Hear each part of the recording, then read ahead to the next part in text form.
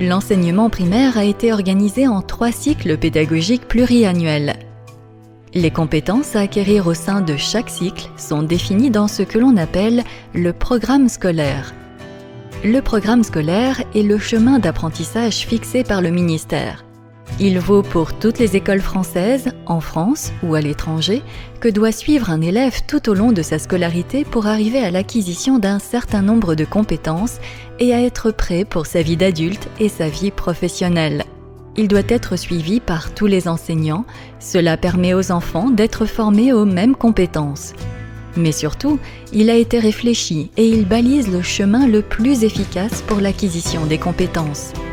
Pour chaque cycle, les compétences à atteindre par classe sont indiquées. Cependant, ces compétences ne sont que des repères en fonction de l'âge de l'enfant et non une compétence à valider à tel âge puisque votre enfant a tout le cycle, soit 3 ans pour les atteindre. Les programmes scolaires sont librement accessibles sur le portail de l'Éducation nationale.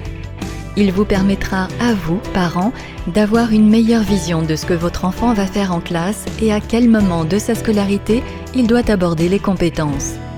Tout au long du cycle, des évaluations sont régulièrement réalisées.